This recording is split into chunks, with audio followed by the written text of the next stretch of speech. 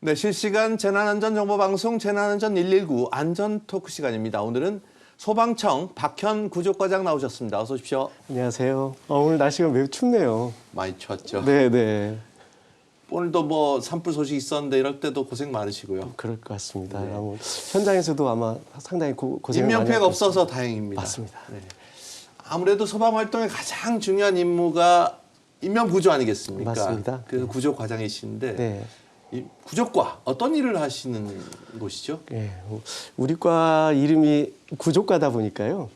사실 구조를 먼저 설명을 드려야 될 것 같아요. 그렇죠. 네. 우리 구조의 정의가 우리 119 구조구조에 관한 법률 제2조에 정의가 되어 있는데요. 위급한 상황에 처해 있는 국민들의 생명, 신체 그리고 재산을 보호하기 위한 일체의 행동으로 이렇게 정의가 되어 있습니다. 따라서 우리 구조과는 어떻게 하면 우리 국민들을 위급한 상황 속에서 더 잘 구조할 것인지 고민하고 대책을 수립하는 대한민국 대표 부서다 이렇게 설명드리고 싶습니다. 그래서 든든합니다. 네, 감사합니다. 구체적으로 뭐 임무도 있으실 거 아닙니까? 어떤 걸 한다? 네, 우리 구조과는 크게 두 가지를 하게 되는데요. 구조 업무, 즉 우리 국민들을 어떻게 하면 더 잘 구조할 것인지 정책 수립 업무가 첫 번째고요. 예를 들면 새로운 유형의 재난이 발생했을 때 어떻게 대응할 것인지 매뉴얼을 개발한다거나 지휘 방법을 지침을 설정한다거나 하는 일도 하고요. 두 번째는 또 에이펙 올해 있었죠. 에이펙 정상회의 같이 대규모 국제 행사가 있을 때 어떻게 지원을 할 것인지에 대한 종합 계획을 수립한다거나 또 마지막으로 더 나아가서 어떤 법령이나 제도를 고쳐야 되는 사안이 있을 때 법령이나 제도 개정 제정 임무를 하고요. 두 번째로 우리 국민들을 위급한 상황에서 구조를 하는 것은 결국에 현장에 있는 구조대원들이 그 일을 하게 되는데요. 그렇겠죠. 그 임무를 수행하는 구조대원들의 역량 그리고 가치를 높이는 일들을 하고 있습니다. 대표적으로 우리 구조대원들의 능력을 인정해주는 자격제도를 운영하고 있고요. 두 번째로는 해외에 교육 기회도 제공해주고 있고 마지막으로 우수구조대원, 우수구조대를 선정해서 사기를 진작하는 일 등을 하고 있습니다. 요즘은 기존에 생각지도 못했던 특이한 사건 사고도 많고, 그다음에 아까 에이펙 같은 그런 범국가적 행사도 많고 해서 참 활동 범위가 넓으실 것 같습니다. 그래도 우리 눈과 귀에는 가장 익숙하고 편한 분들이 이제 119 구조대원들이지 않습니까? 네. 구조대 얼마나 계시고 대원들은 몇 분이나 되시죠? 네. 우리 구조대를 대한민국 119 구조대를 설명을 드리려면 잠시 우리 진행자님을 모시고 과거로 좀 가야 될 것 같습니다. 네. 우리가 1988년도에 서울올림픽을 개최했었는데요. 그 당시 개최 당시에 우리나라의 어떤 국가 위상 그리고 테러 업무를 전담해야 될 대테러 업무를 전담해야 될 전담 조직의 필요성들이 그 당시 부각이 됐었거든요. 그래서 1988년 8월 1일 날 처음으로 119 구조대가 대한민국에서 등장하게 됩니다. 그 전에는 그럼 그 기구가 없었습니까? 네. 그 당시에 처음에 119 구조대가 탄생할 당시에는요. 서울, 부산, 대구 등 7개 도시에서 9개 구조대로 114명으로 처음 출발하게 됐는데요. 출발하고 난 다음에 몇 년간은 사실 크게 두각을 나타내지 못하고 있다가 기억하실 거라고 생각이 되는데요. 94년도에 성수대교 붕괴 사고가 있었습니다.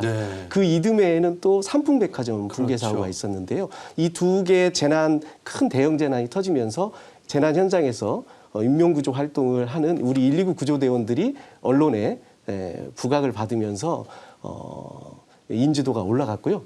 특히나 KBS에서 그 당시 94년도부터 방송했던 긴급구조 119라는 프로가 있었습니다.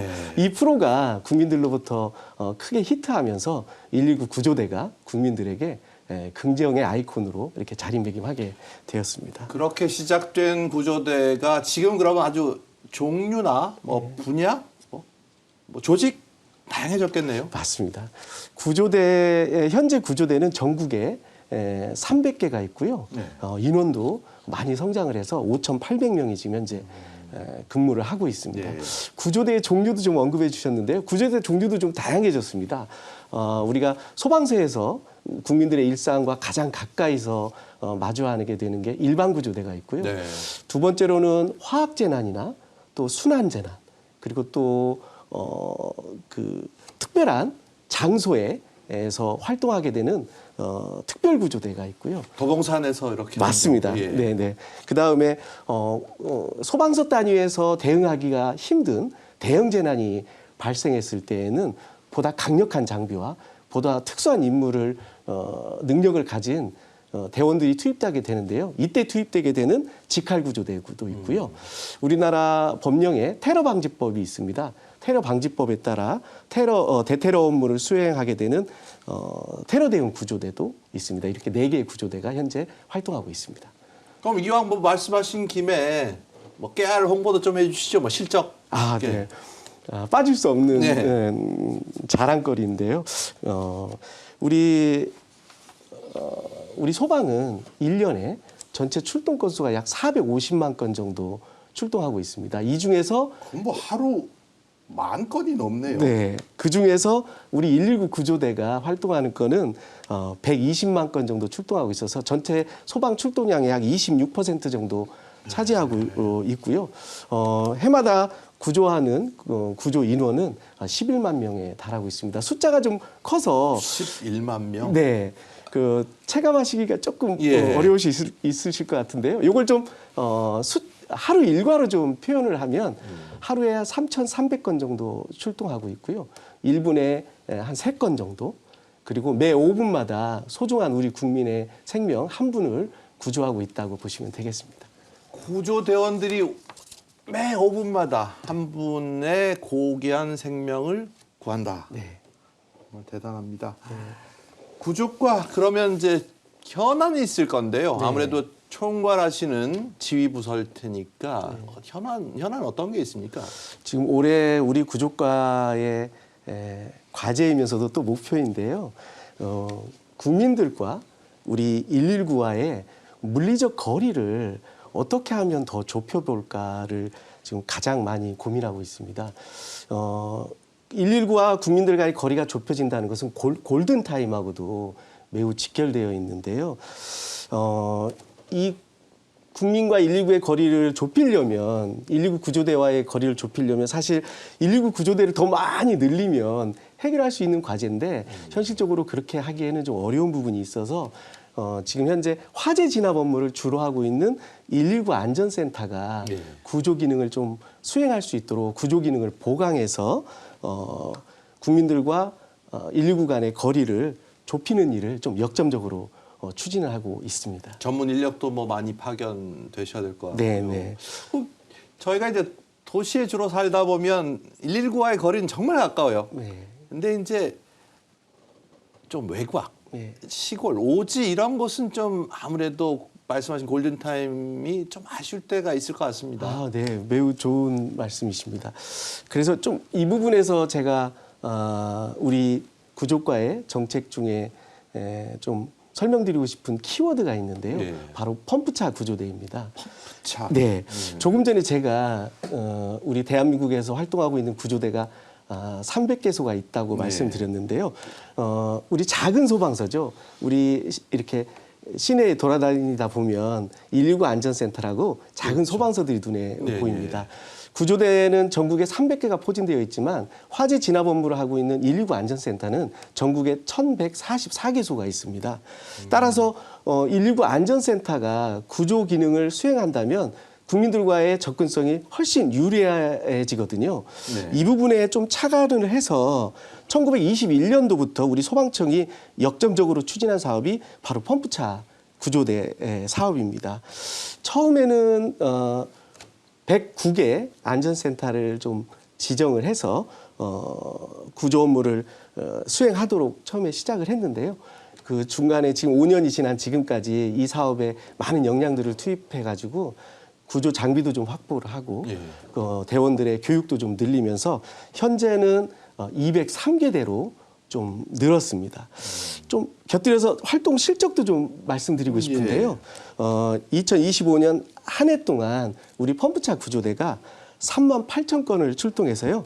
7,800명을 구조했습니다.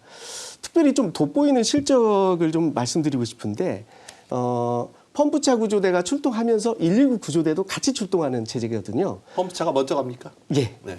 동시 출동 체제라고 보시면 되겠는데 아무래도 접근성은 아까 말씀드렸다시피 펌프차 구조대가 훨씬 유리하기 때문에 네.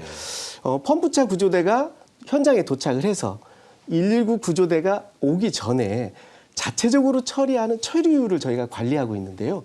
처음에 시작했던 1921년도에는 자체 처리율이 24%였는데 네. 이게 점점 상승해서 작년에는 59%까지 올라가서 나름의 성과를 좀 내고 있다 이렇게 말씀드리고 싶습니다.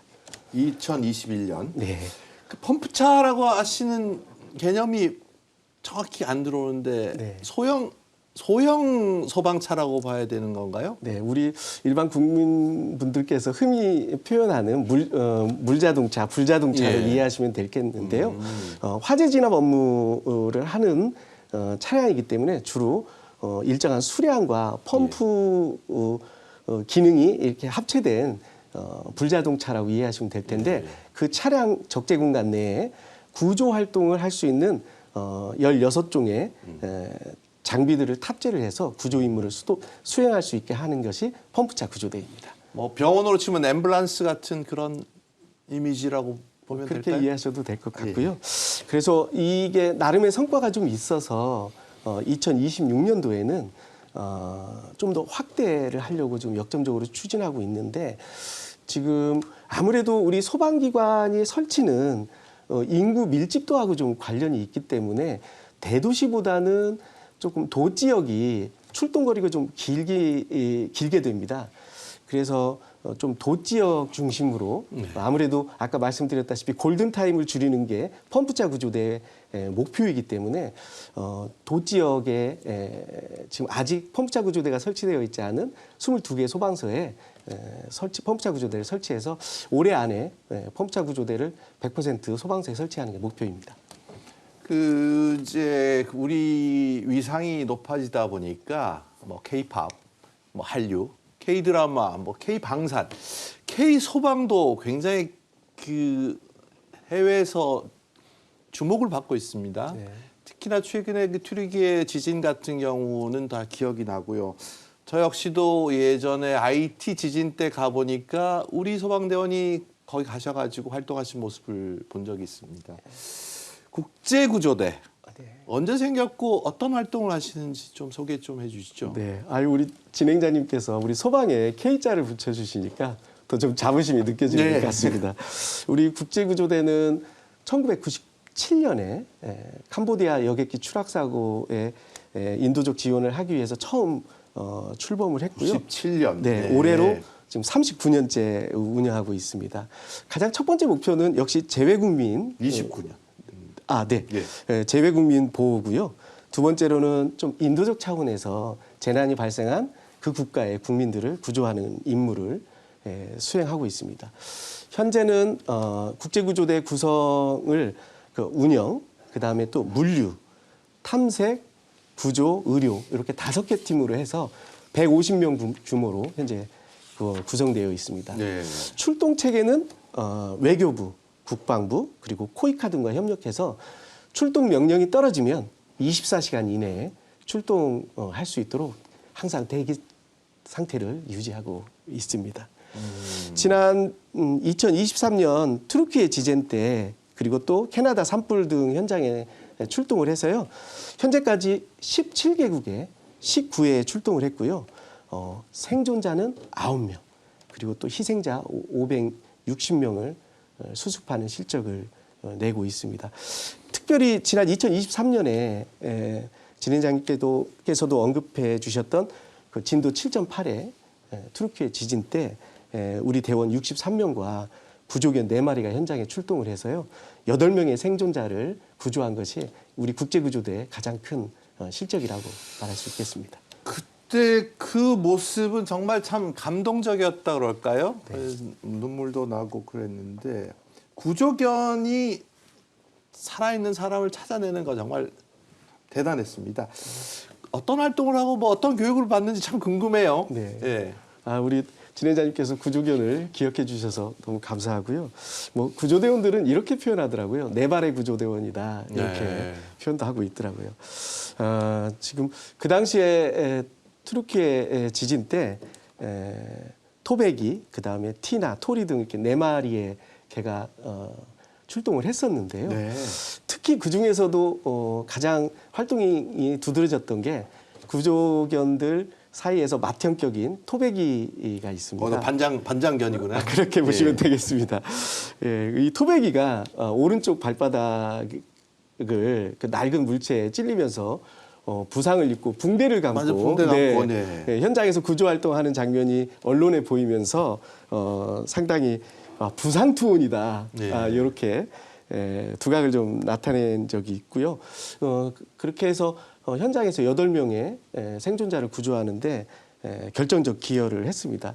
그렇게 좀 활동을 하다 보니까요. 대통령실의 초청을 받아서 격려도 받았고 그 모 방송사의 그 유땡땡이라는 그 예능 프로그램에 초대를 받아서 네. 또 인기몰이도 했더라고요. 그 토백이 말씀을 드리면서 좀 아쉬운 점은 토백이도 좀 나이를 먹다 보니까 올해로 11살이 되면서 돌아오는 4월이면 은퇴, 뭐 소방공무원으로 따지면 정년퇴임을 명예퇴직. 명예퇴직이 더 적절할 것 같습니다. 예, 그럼 몇 마리나 되죠? 네, 지금 현재 전국에 119 구조견은 41마리가 있는데요. 41마리. 예, 우리 소방청 소속에 17마리가 있고요. 지금 눈밭도 그냥 막 뛰어다니네요. 네. 그리고 또 시도 소방본부에 24마리 이렇게 해서 41마리가 활동을 하고 있습니다. 작년 한 해 동안 그 1,053건을 출동을 해서요. 16분의 소중한 생존자를 구조했고 또 사망자도 21분을 찾아서 유족의 품으로 돌아갈 수 있게 했습니다. 특히 올해 그 12월에 있었던 광주 대표도서관 붕괴 사고 현장에서도 네. 또 화랑이, 나로 등 3마리의 구조견이 현장에서 희생자분들을 수습하는데 큰 기여를 했습니다. 참 그 대원들도 그러실 거고 저희도 보기에 계속 함께하고 싶은데 퇴직 뭐 연령 결령이 있는가 봐요. 근데 한창 나이단 말이죠. 네. 그러면 소방청에서 이렇게 헤어지고 나면 이 친구들하고는 어떻게 되는 거죠? 네. 입양도 하고 싶은데. 네, 네. 뭐 시간의 흐름에 따라 네. 구조견도 이제 은퇴는 피할 수 없는 근데 한창 나이잖아요, 사실. 숙명이 같습니다. 네. 기본적으로 구조견들은 8살이 되면 은퇴 시기가 도래했다고 보고 있습니다. 저도 이 방송을 출연하기 위해서 좀 알아봤는데요. 우리가 은퇴견이라고 이제 보통 표현하는데 구조견으로 활동을 하다가 은퇴해서 현재 지금 살아있는 구조견이 총 16마리가 있습니다. 네. 대부분 일반 가정에 지금 입양이 돼 있고요. 인퇴를 하게 되면 구조견에서 반려견으로 이제 역할이 바뀌기 때문에 어떤 임무의 부담으로부터는 좀 해방이 돼서 평온한 삶을 살고 있지 않을까 그렇게 생각하고 있습니다. 반려견주께서는 아주 든든한 친구를 네. 얻을 것 같습니다. 이게 최근에 이제 영화 소방관이 나오면서 구조대원이 참 원래 저희도 뭐 알고 있지만 얼마나 더 고생하시는지 또 영상을 통해서 많이 봤습니다. 근데 이제 그 열악한 처우가 지금도 뭐 많이 개선됐지만 여전한데 예전에 홍제동 화재 사건이죠. 네. 소방관 6분이 숨지셨고 너무나 안타까웠는데 당시 뉴스를 한번 보시고 그 얘기를 계속 나눠보겠습니다. 깊게 잠든 일요일 새벽 서울 홍제동에 있는 2층 다가구 주택에서 불길이 치솟은 것은 새벽 4시. 불길은 1층 슬라브 지붕을 태우고 순식간에 2층으로 번졌습니다. 불길이 완전히 잡히지 않은 상태에서 불꽃과 검은 연기를 뚫고 소방관들이 집 안으로 하나둘씩 들어갑니다. 미처 빠져나오지 못한 아들이 집 안에 있다는 집주인 선모 씨의 말 때문이었습니다. 동료들의 만류에도 불구하고 손전등 불빛으로 집안을 샅샅이 뒤집니다. 수색이 시작된 지 10여 분쯤 치솟는 불길을 삼켜버리듯 순식간에 건물이 무너져 내립니다.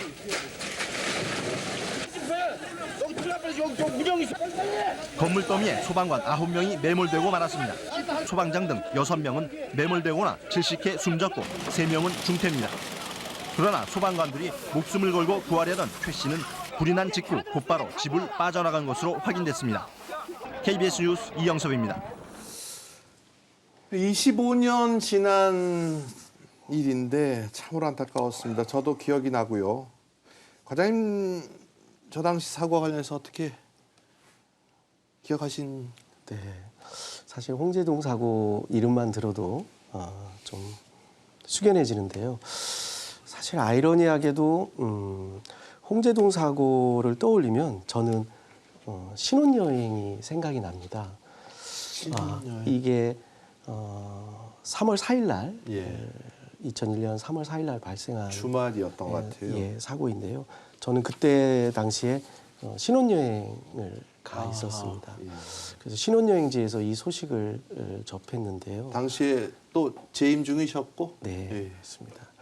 참 이 충격적이고 비극적인 소식에 참 신혼여행 중에 마음이 숙연해져서 돌아오는 귀국할 때 돌아올 때 내내 마음이 무거웠던 기억이 지금도 생생합니다.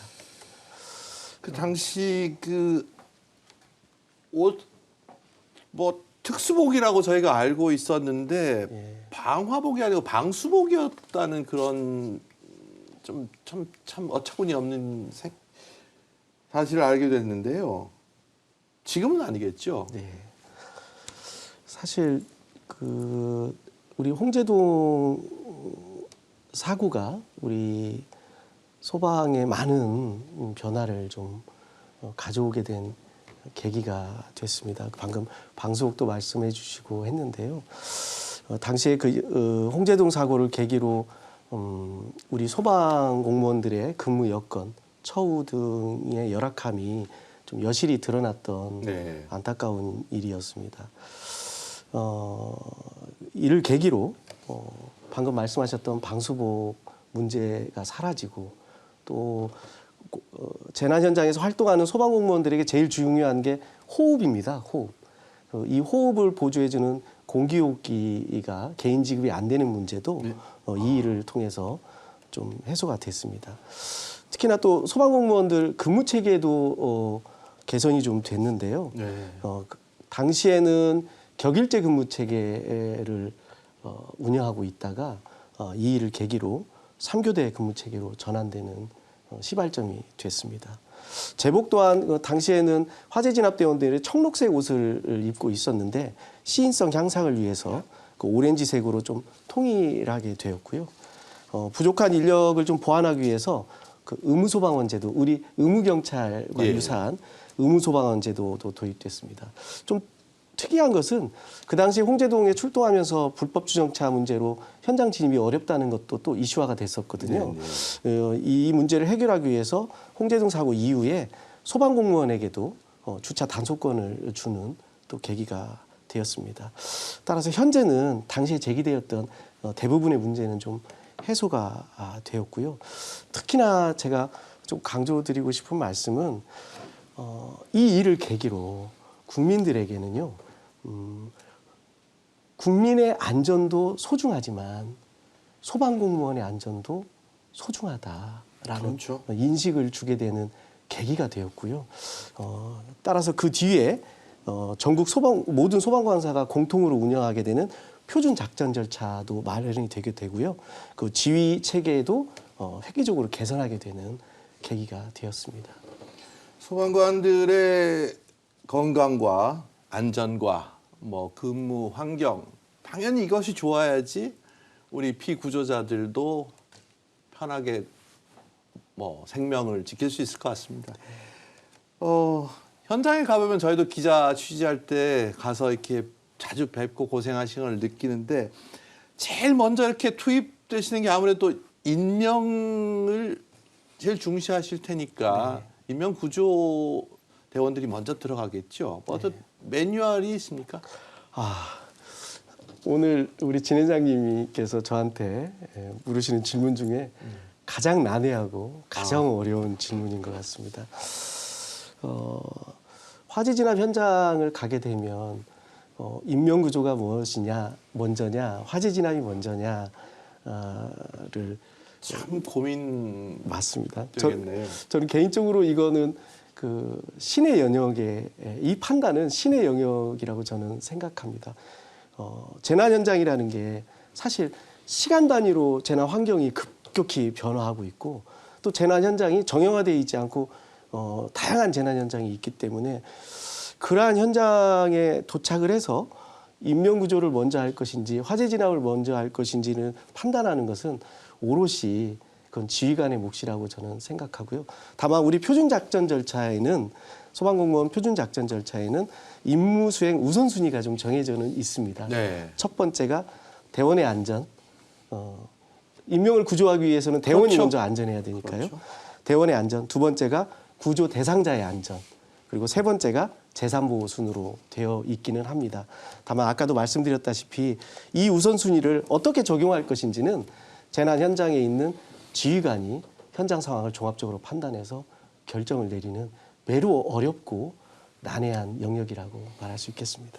일선 서장 경험도 하셨으니까 뭐 현장에서 경험이 많으시겠지만 그때마다 늘 고민되는 영역인 것 같습니다. 자, 이제 조금 편안한 얘기로 돌아가겠습니다. 지난해 벌써 38회를 맞았습니다. 전국 소방기술경연대회. 소방관들이 올림픽 잔치고 또 시청자 입장에서는 볼거리가 되기도 하고요. 네. 관심 많으신 분들 뭐 요즘 뭐 밀리터리 덕후도 있듯이 소방 덕후도 아마 계실 것 같은데 지난 24년부터는 저희 KBS 라이프가 소방청 전국 소방기술경연대회를 중계방송을 계속하고 있습니다. 먼저 소방관들의 기술과 기량을 겨루는 뜨거운 대회 현장을 준비한 영상으로 만나보시겠습니다.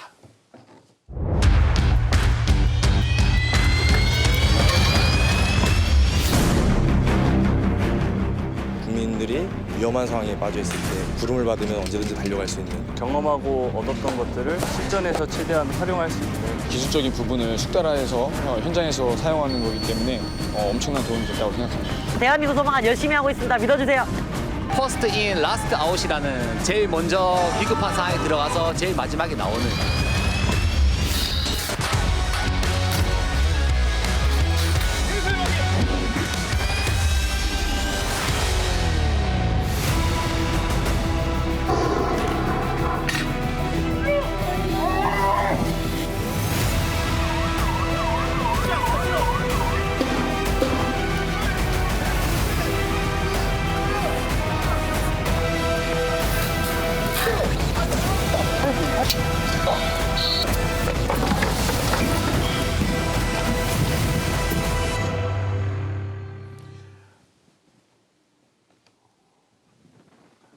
이 대회도 구조과에서 주관하신다고 아유 일 많이 하시는데 올해 준비 작년에 잘 끝났습니다. 올해 준비 상황은 어떻게 하시는지요? 네, 우리 그 소방청에 4대 대형 행사가 있는데요.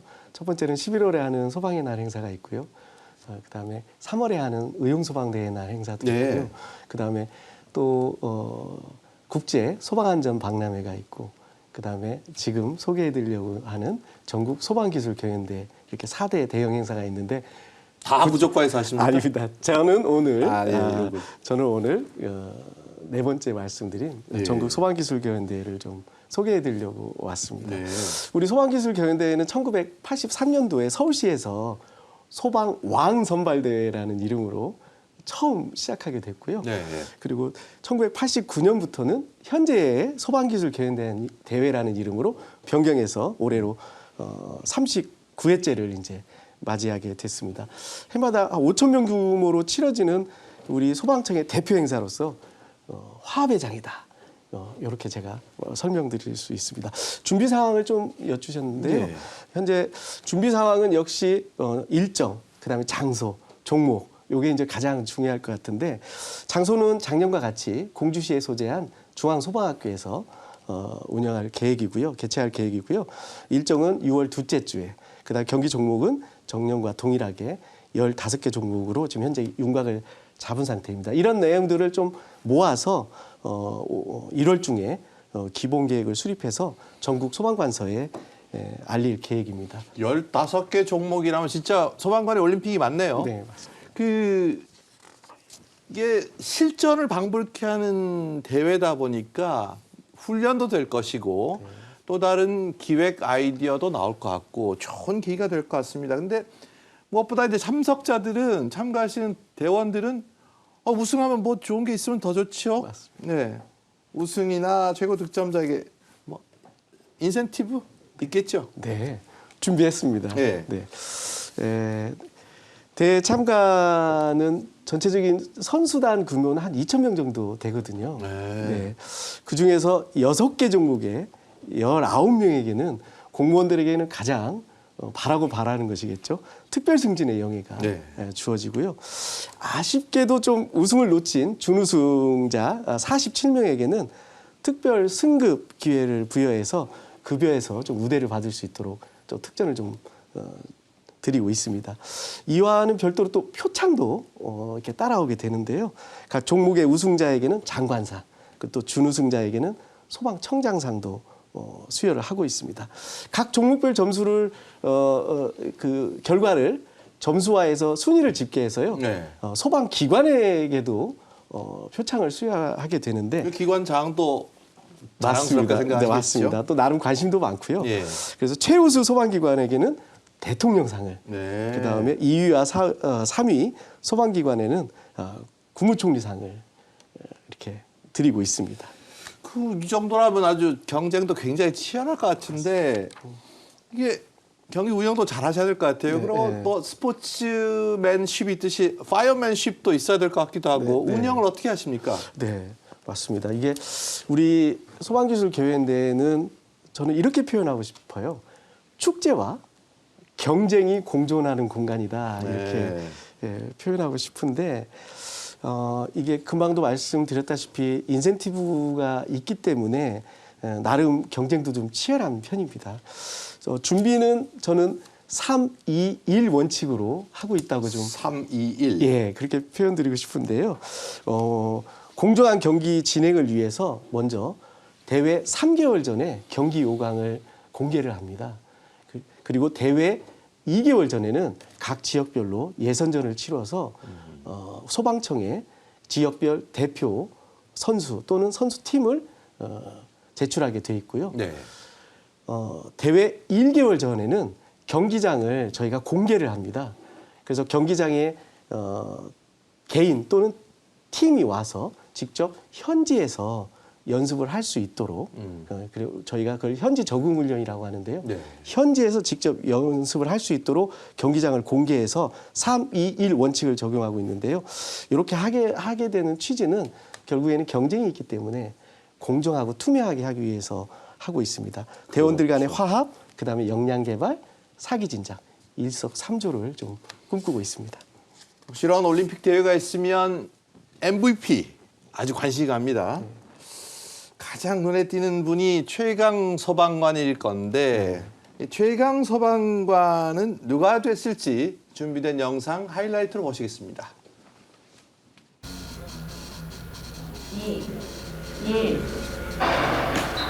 이 경기 시작하기 직전의 마음은 좀 어떠세요? 사실 그때는 복잡한 생각을 하는 것보다는 네. 조금 비워내고 하는 게 좀 더 좋지 않을까라는 생각을 하는데 그게 마음대로 되지는 않습니다. 힘든 구간이 다가오면 아무래도 그런 중압감이 들긴 하는데 1단계 들어갈 때는 1단계는 사실 체력적인 부분보다는 네. 이제 손기술이 많이 요구되는 단계라서 혹시나 실수하진 않을까 좀 더 집중하자. 그런 부분이 좀 있습니다. 지정된 박스에 넣어놓고 이제 도착을 하면 1단계 종료가 됩니다. 정재훈 소방장께서 이제 이렇게 쭉 보시면서 예. 1단계부터 4단계까지 중에서 가장 자신 있는 단계는 몇 단계? 제가 19년에 출전했을 당시에는 제가 2단계, 3단계를 가장 중점적으로 훈련을 했었고 그때는 이제 제가 중량을 들고 뛰어가는 부분이 자신이 있어서 예. 말 그대로 이제 2, 3단계에 좀 강점을 가지고 있었습니다. 자, 말통을 양쪽에 들고 빠르게 터널을 통과했습니다. 2단계는 보시다시피 뛰어다니는 길이 자체가 왔다 갔다 하다 보니까 가장 좀 체력적으로 지칠 수 있는 경기입니다. 사실 동작이 바뀌면 호흡도 좀 바뀌면서 더 맞습니다. 힘들기도 한데 맞습니다. 그런 게 참 많이 섞여 있는 최강소방관 종목이 아닌가 싶고요. 70kg의 더미를 이고 이제 다음 동작으로 이어가고 있습니다. 이제 좀 여담이긴 한데 이제 외부에서 바라볼 때 네. 이제 담을 넘어가는 모습을 보고 이 선수가 이제 3단계도 더 체력적으로 지치지 않고 밀어낼 수 있겠구나, 아니면 이 선수가 이제 조금 한계점에 다다랐구나, 이런 느낌을 좀 받긴 승부를 합니다. 미리 예측할 수 있는 게 밧줄 타고 올라가는 그 그 구간에서 말씀이죠. 어느 정도 보이긴 합니다. 지금 보시면 지금 보시면 통성이 울리고 선수가 동시에 출발하지 않는 걸 볼 수 있는데, 여기 경기 규정에 통성이 울리고 3초 이내에 출발하면 되기 때문에 옆에 선수랑 동시에 경쟁을 하지 않거나 그런 심리전을 이용하기 위해서 조금 늦게 출발하는 선수도 있습니다. 그러면 출발 시간이 다르기 때문에 누가 더 먼저 끝내는지는 중요하지 않을 수가 네, 있겠네요. 자기가 누른 시간에 따라 측정이 되기 때문에 늦게 출발하더라도 먼저 들어오면 기록이 빠를 수도 있습니다. 너무 쉽게 들어올리셔서 한 5kg 정도 생각을 했는데 20kg. 그러니까 최강 소방관의 모든 단계가 중형물을 다루거나 뛰거나 그런 동작들이 많기 때문에 아무래도 체력적으로 가장 힘들다고 볼 수 있습니다. 사실 실제로 인명 구조하는 과정에서도 무게는 우리가 예상할 수가 없는 거니까요. 맞습니다. 예. 최강 소방관이라는 명예로운 상을 받을 수 있어서 영광스럽게 생각하고 있습니다. 그리고 항상 이제 곁을 지켜주고 있는 동료들 덕분에 이런 좋은 순간이 오지 않았나 생각하고 있고. 네, 멋진 최강 소방관 인터뷰까지 보셨습니다. 말씀 들어보면 생명과 안전을 지키기 위한 사명감도 이 대회에 참가하면서 더 커질 것 같은데, 참가 대원들 분위기 어떻습니까? 네, 이게 한마디로 표현하기 참 어려운 부분인데요. 저는 두 가지 단어를 좀 같이 쓰고 싶습니다. 비장함과 네. 환호가 공존하는 비장함과 환호. 예, 그 공간이 연출된다, 이렇게 표현하고 싶습니다. 방금 지금 그 최강 소방관이 자료 화면으로 좀 나갔는데요. 최강 소방관은 그 수관 끌기, 그 다음에 장애물 넘기, 계단 오르기, 이러한 4가지 종목을 쉬는 시간 없이 연속 동작으로 수행하는 네. 경기인데요. 최대의 체력, 그다음에 최대의 인내심, 그리고 최대의 본인의 기술을 선보여야 되는 그런 경기다 보니까 사실 체력적인 소모도 많고 긴장감도 최대로 올라가는 것 같습니다. 저는 최강 소방관 경기를 옆에서 이렇게 보다 보면 경기를 마치자마자 바로 그냥 바닥에 드러눕고 네. 기진맥진하는 선수들이 대부분인데요. 그 모습을 보면 이런 생각이 들었습니다. 뭐 특진의 어떤 영광을 누리고도 싶겠지만 사실은 자신의 한계를 좀 확인하고 싶고, 그다음에 열정과 투혼, 그 결정체를 좀 맛보고 싶은 진정한 어떤 대한민국 소방관의 모습을 보는 듯해서 사실 좀 뿌듯하기도 했습니다. 이게 계속 화면을 보다 보면 뭐 개인의 영광 이런 것도 있지만 결국은 이제 조직 강화, 근무 역량 강화 이런 쪽으로 갈 것 같아요. 실제 대회 끝나고 난 다음에 대원들 사기나 역량이 올라가는 거를 느낄 수 있으신지요? 맞습니다. 네, 좋은 말씀 해주셨는데요.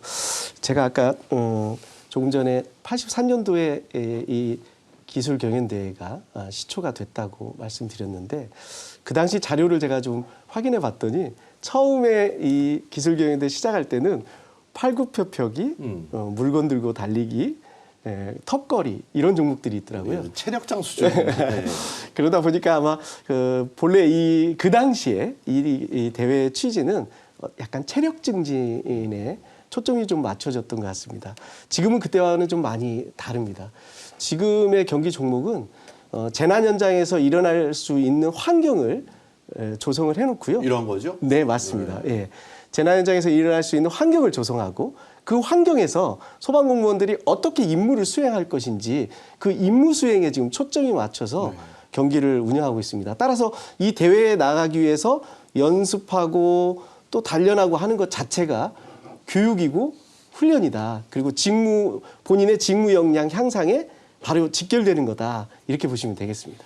소방에 관심 많으신 일반 국민들도 참여하고 싶을 때가 있을 것 같아요.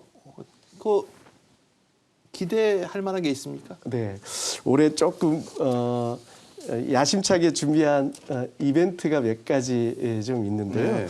먼저 일반 국민분들께서도 아니면 이 방송을 보고 계신 시청자님들께서도 소방기술교인데 뭐지 하고 이제 한번 볼까 하는 생각도 좀 들 수 있을 것 같습니다. 그래서 여러 가지 좀 이벤트들을 좀 준비해봤는데요. 좀 현장에 오시면 드론 체험을 좀 직접 조작을 해서 드론도 좀 체험해 볼 수 있는 공간도 좀 마련했고요. 어린이가 왔을 때를 대비해서 어린이분들의 그런 어떤 지진 체험, 화재 대피 체험, 체험존도 좀 준비했습니다. 특히나 올해 처음으로 준비하고 있는 거는 그 사족보행 로봇 등 그 미래형 인명구조 장비를 볼 수 있는 전시회도 올해 좀 마련을 했고요. 이벤트로서 일반인들이 참여할 수 있는 119 팔씨름왕도 이번에 한번 추진하려고 하고 있습니다. 누구나 신청하면 참가할 수 있어요. 진은장님께서도 저는 한번 참여하셨으면 좋겠습니다. 네. 대회 꽃이 우리 관심 많은 몸짱 소방관이 있습니다. 여기서 선발되는 건가요? 맞습니다. 1914년부터 소방공무원들의 어떤 체력과 근력, 순발력 증진을 위해서 처음 도입했던 종목인데요. 현재까지 몸짱 소방관 400명이 배출이 됐습니다. 달력도 나오고 그러지 않습니까? 맞습니다. 예. 기억해 주시네요.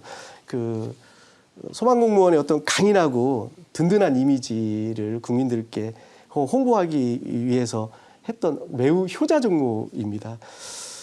기본 포즈가 있고요. 네. 자유 포즈가 있어서 기본 포즈와 자유 포즈 전문 운동하신 분보다 더 훌륭한 것 같습니다. 자료화면을 보니까 부럽네요. 네. 이렇게 기본 포즈와 자유 포즈 점수를 합산해서 우승자를 선발하게 되는데요. 네. 방금 말씀드렸다시피 소방의 이미지를 고취시키는데 크게 기여를 한 효자 종목이라서 우승자에게는 장관상, 네. 그리고 2위부터 5위까지에게는 청장상을 수여하고 있습니다. 특별히 근무 성적 네. 점수에도 가점을 부여하고 있어서 인사상 특전도 주고 있습니다. 대회가 이제 과열되다 보면 부상, 안전 이게 참 염려되는 부분인데 뭐 잘 관리하시겠죠? 네, 우리가 지금 기술교연대 준비단을 40명으로 꾸려서 지금 준비를 하고 있고요.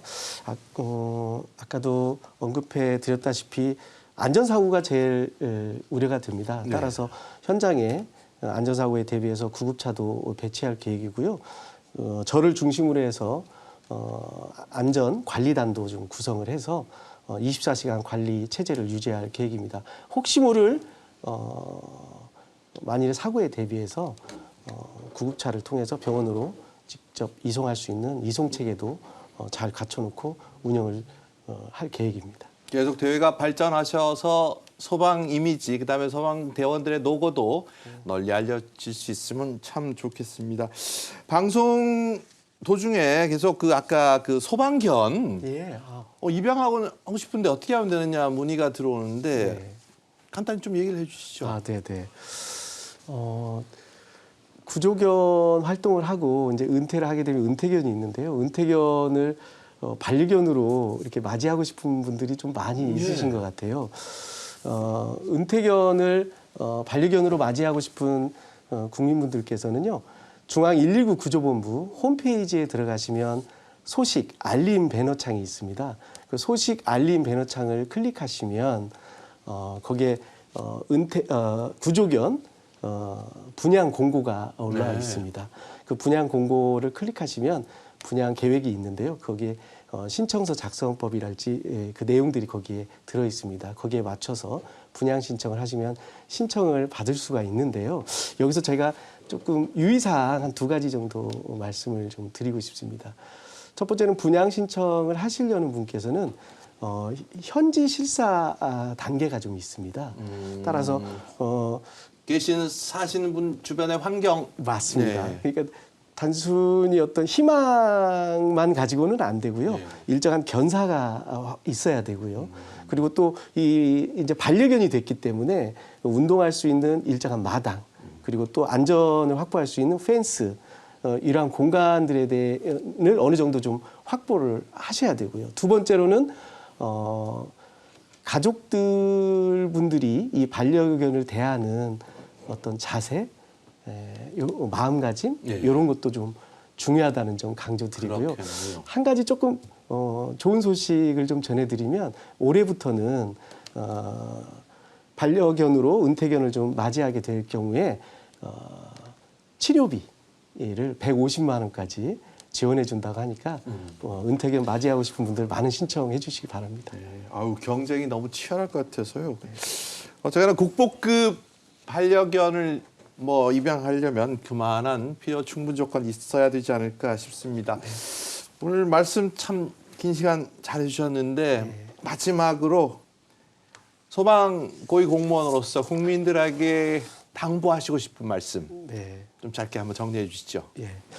저는 개인적으로 우리 소설가 김훈 작가님이 쓰신 글귀 중에 재난 현장으로 달려가는 소방차를 보면 정부와 국가의 기능이 정확하고도 아름답게 작동하고 있다는 신뢰감이 든다라는 문구를 제일 사랑합니다. 사실 일반 국민들은 정부가 나를 위해서 어떤 기능을 하고 있는지 사실 육안으로 확인하기는 와닿잖아요. 예, 예. 쉽지 않거든요. 근데 소방 공무원 보시거나 뭐 경찰 공무원 활동하시고 보면 아 내가 보호를 받구나. 맞습니다. 따라서 저는 재난 현장으로 달려가는 소방차와 그 안에 타고 있는 소방 공무원들은 국가가 국민들에게 보내는 수호천사다. 네. 이렇게 저는 생각하고 있고요. 그 일을 잘하기 위한 하나의 방편으로 우리 소방기술경연대회를 운영하고 있습니다. 우리 KBS N에서 소방기술경연대회를 중계방송을 하고 있으니까요. 우리 많은 국민분들께서 시청해 주시기를 바라고 또 우리 소방공무원들은 6만 7천 명의 소방공무원과 우리 소방청은 국민들의 사랑과 격려로 성장하고 있습니다. 소방공무원들에 대한 많은 격려와 사랑, 지지, 응원 부탁드리겠습니다. 네, 응원해드리겠습니다. 네, 여기까지 들어가겠습니다. 지금까지 소방청 박현 구조과장이셨습니다. 오늘 말씀 감사합니다. 고맙습니다. 네.